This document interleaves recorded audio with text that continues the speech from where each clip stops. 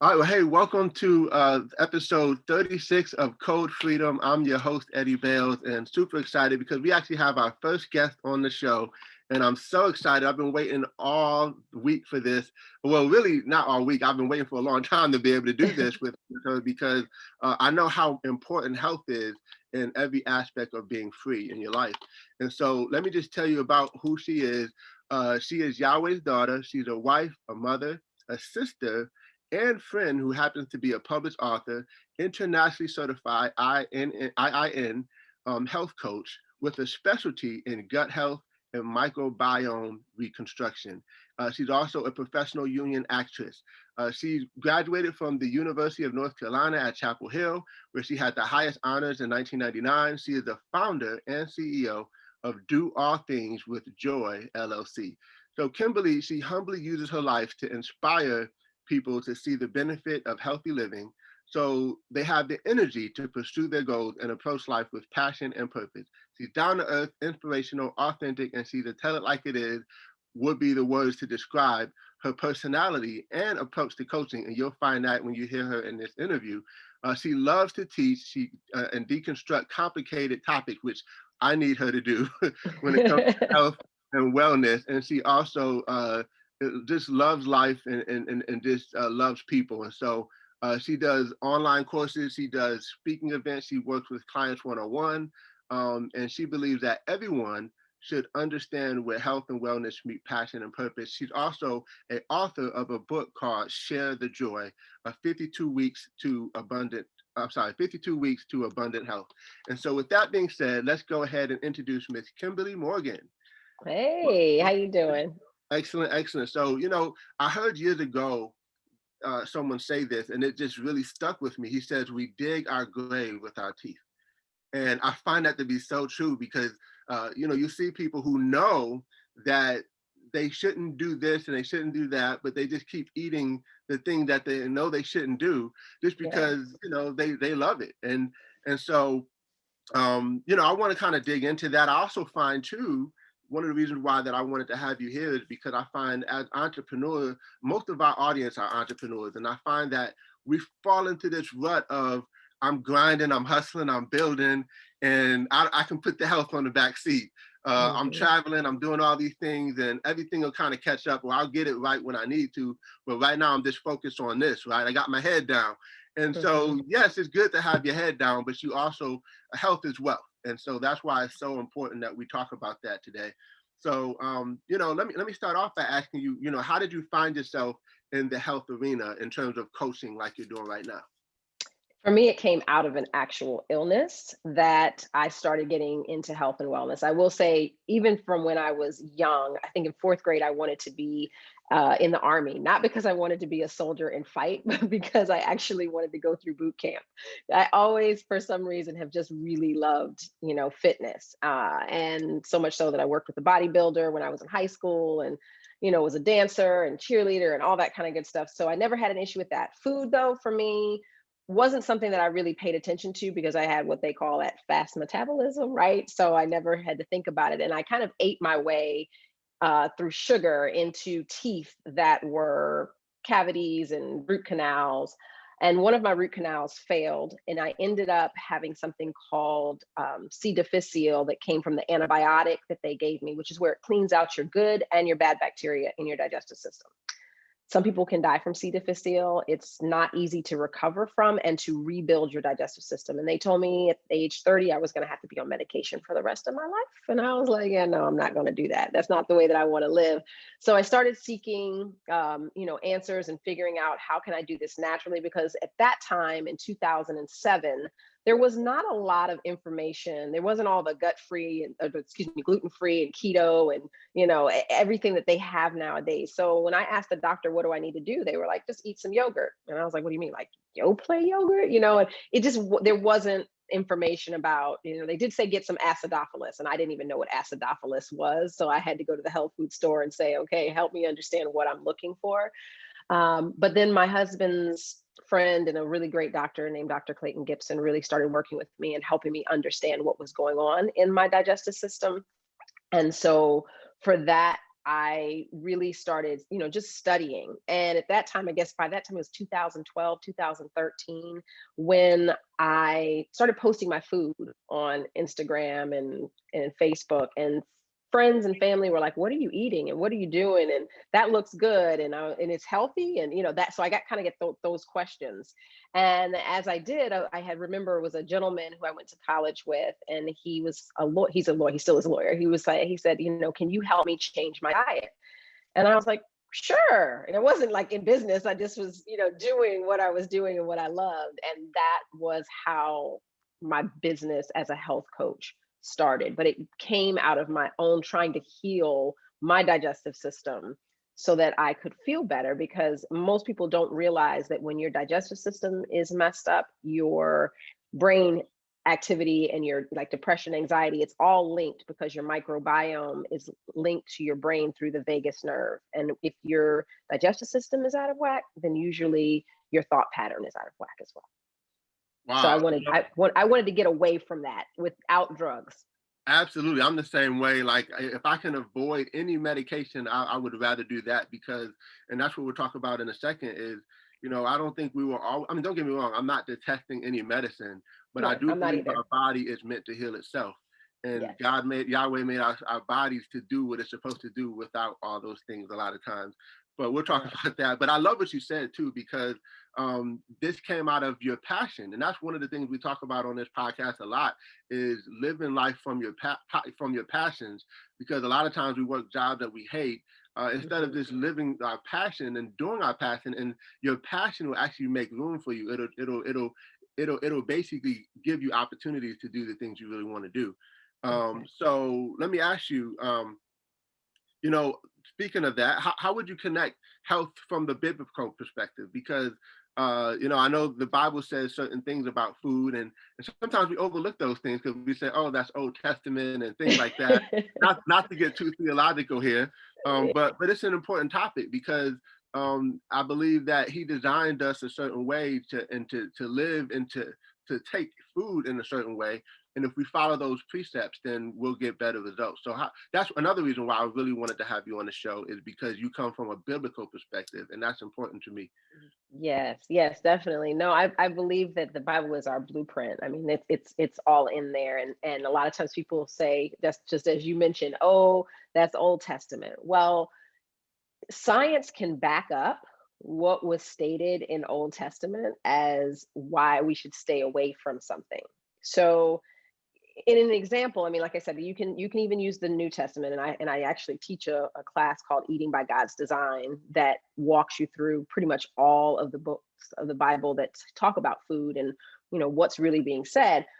But when you think about pork, for instance, and people say, "Oh, I love," I always address that a lot of times, in shellfish, like, "I love my pork and I love my shellfish," and I say, "Okay, well, I understand it may taste good, and there was a time when I did eat it, but when I understand that, swine were put on the earth to actually clean the earth. So they don't there and then when you study an actual pig and its digestive system, it has a very short digestive system.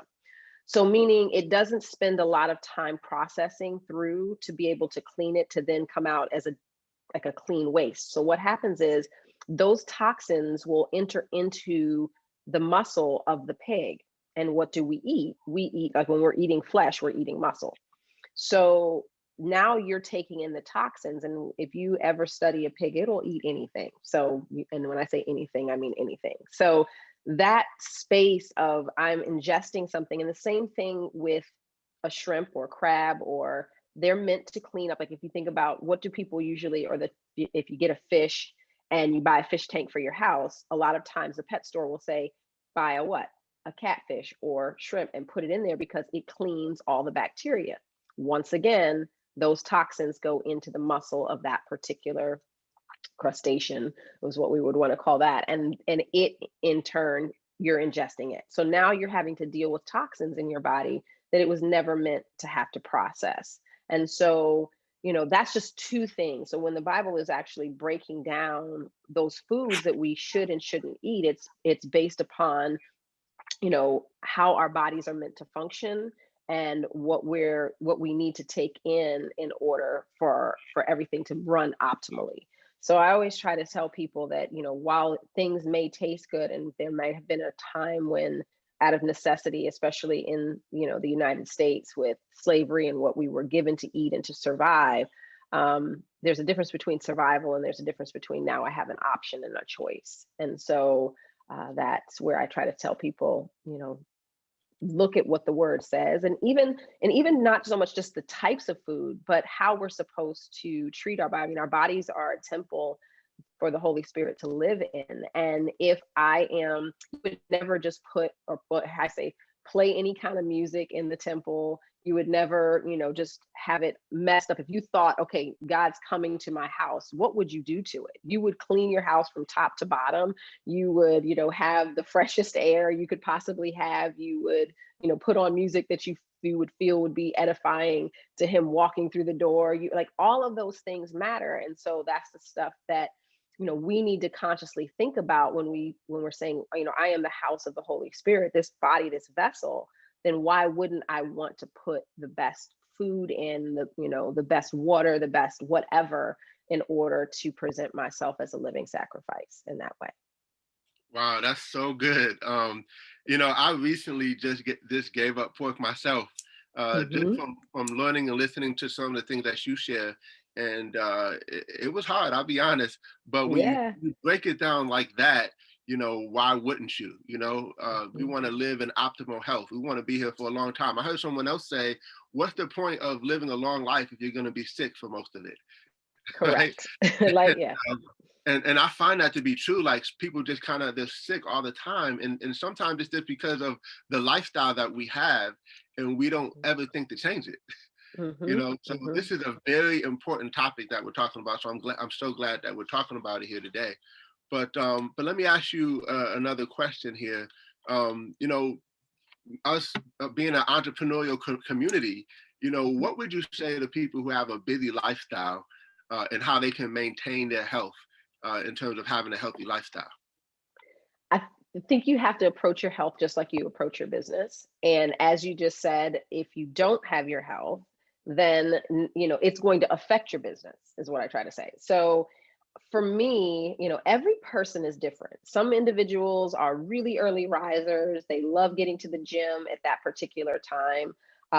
For me, as an entrepreneur as well, that's not my best time. Going to the gym at 5 a.m., you're not going to get the best out of me. So what I say for entrepreneurs, especially when you can create your own schedule, is there a difference between someone who works a 9 to 5 and has to get it in because they have to punch a clock. But we're speaking to entrepreneurs. You can dictate when you start your first meeting, when you do what you're doing. So you have to plan your wellness in. So just before this call, my optimal time to work out is 9 o'clock in the morning. I know that I get the kids off to school. I don't have to think about ending early. And so for me, from 9 to about 10:30, it's blocked in my schedule. That I don't care about meetings. I don't, there are maybe a few times for an audition or something that I have to do, that you go in and you make an adjustment. But for the most part, if someone wants to find me from 9 to 10:30, they're going to find me at one of the two gyms that I belong to, or outside in my garage, depending upon, how much time I have. And so you block that in. The same thing with eating. You have to make sure that okay, am I able, is my day flexible enough to be able to cook? If it's not, I need to prepare whatever it is that I need to do the night before, or do some, what I call batch cooking on a Saturday or a Sunday, depending upon, your time frame and what you can do. And if that fails, you need to hire someone. You need to allocate funds to bring in the types of food that you need to eat at the particular time that you need to. It just depends on, your level of, how busy you are, I should say, as to what you need to do to accommodate what that looks like in your life. But you have to plan it. You can't think that it's going to happen. Just the same way, if you're going to plan your calls to whomever you have to make, or creating your ebooks, or whatever you're doing as an entrepreneur, and you put that into your schedule, you have to make time for your health and wellness, or it's going to insert itself in a way that you're going to be sick, or going to the doctor, or taking medication. And that's not the way I want to spend my money. So, or Yo, time. it's so funny because you're sharing a lot of ideas that we've talked about in other podcasts or episodes already. And one of Hmm. those things is planning. If you fail to plan, you plan to fail. And it's like in budgeting, you have to plan. Hmm. Otherwise, you'll wonder where did your money go. In time, you Yeah. have to plan, or you'll wonder where did your time go. But also Hmm. in health, you have to plan, or you'll wonder how did my health get like this. And it's all Hmm. because we didn't have a plan for it. So it's nice to know that we can adjust things and make it in a way where we can get better if we put those things into practice and put those things into play.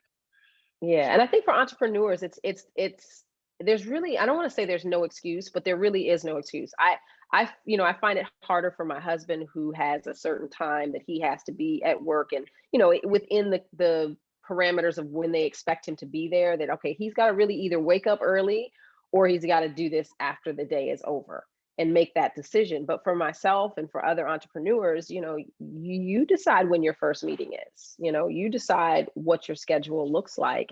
And so I find that it's harder for me to make an excuse to say, well, I didn't have time to do that. right, absolutely. So like Mhm. now I've always wondered this, and maybe you can expound on this, but we know that there's genetics, and we know that Mhm.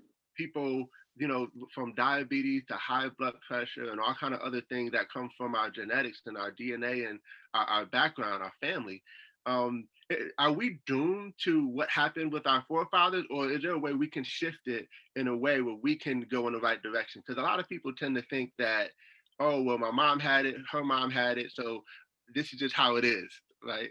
Yeah, no, I don't. I actually don't believe in that. I believe that there's something called epigenetics, and what we eat turns genes on or off. So yes, we may have a propensity for a particular gene, but that doesn't mean that I have to turn that gene on. I can turn that gene off by eating certain foods. And so here's what I always say is that I don't necessarily believe as much as in the genetics. I believe in the habit of eating like your mom ate, and your mom ate like your grandmother ate, and your grandmother ate like your great grandmother ate. And so what happens is you perpetuate the turning on of certain genes based upon the fact that everybody ate fried chicken where I grew up, in pinto beans. Well, how about fried chicken and pinto beans may not have been the foods that turned off that particular gene, but if you were to switch your diet into eating a more, I'm just using it as an extreme example, a paleo diet where you take grains completely out, you don't have sugars, like then the diabetes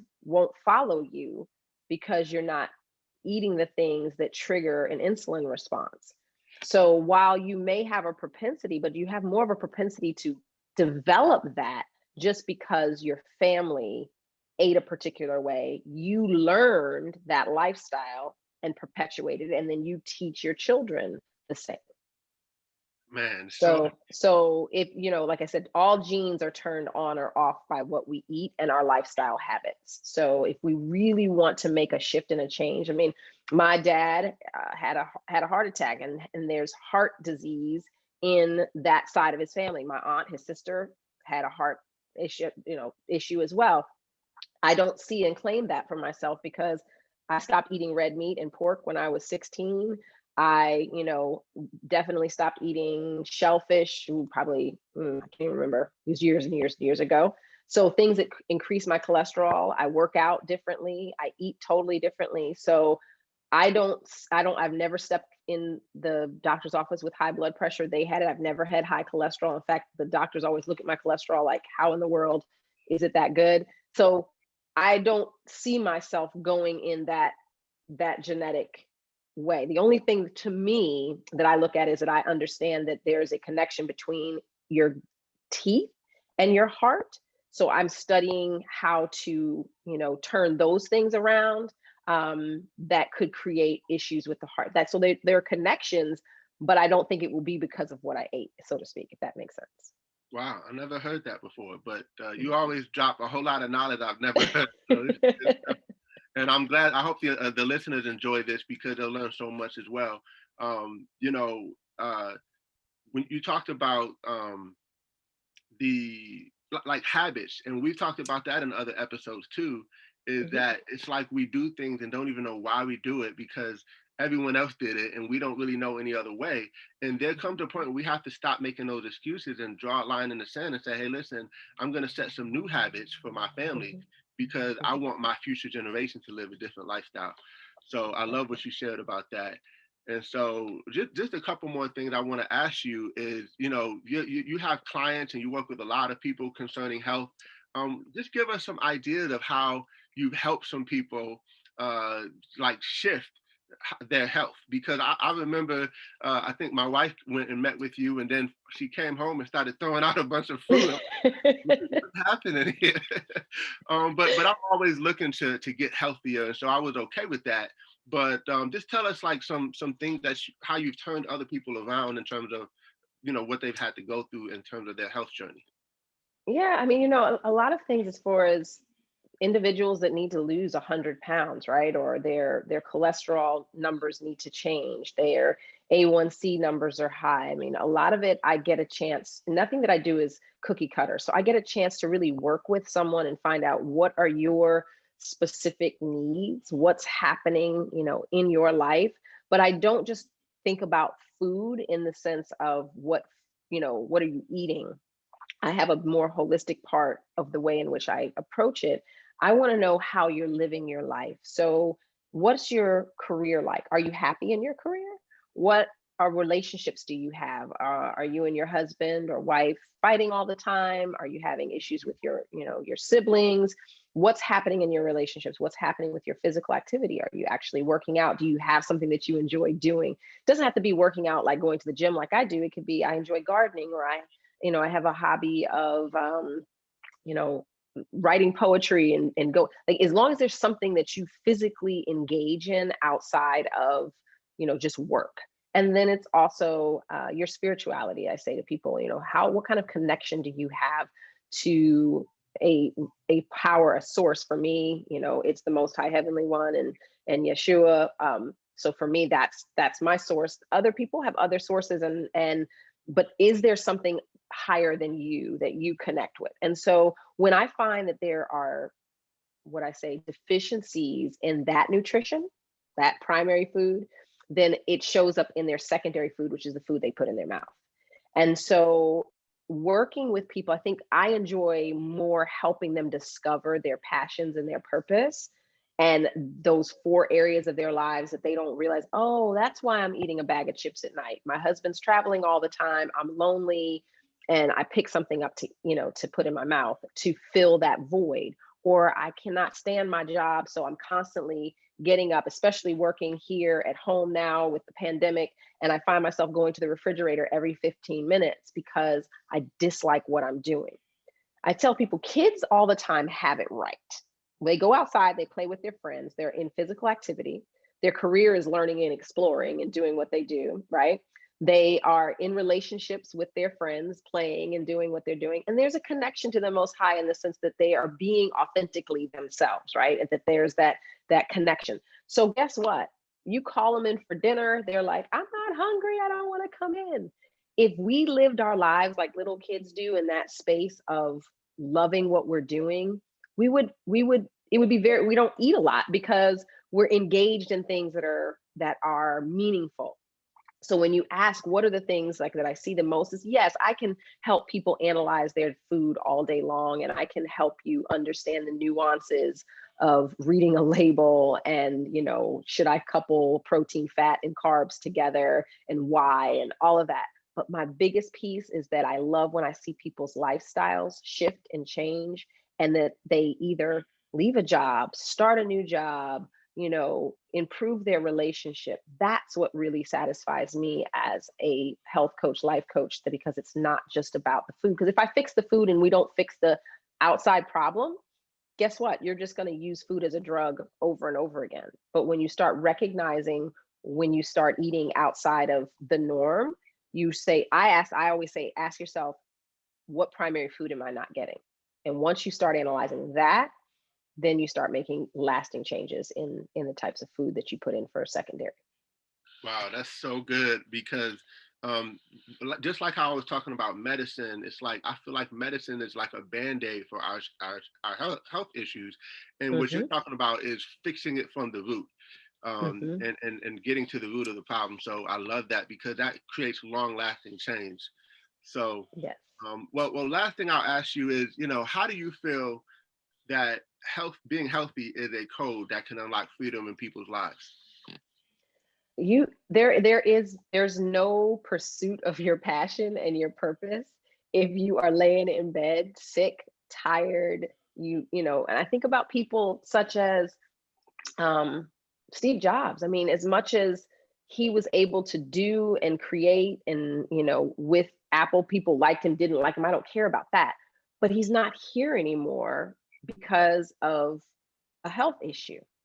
And I'm not saying that food could have solved the problem. I don't know I don't know his inside and out, but I guarantee you, if he could go back and say, could I fix something by how I was, either the stress level of my life, what I was eating, whatever, that opened a window or a door for cancer to ravage his body, I believe he would probably say, I'll pass on the other and keep this most of the time. Because what we don't understand is that if we are, like you said in the beginning, grinding so hard that all of a sudden now my body is in shutdown mode. And there are times where we can, what I say, get it back, right? You can reclaim your health, you can reverse, there can be a restoration of something that has happened. But there are also times where it's absolutely too late.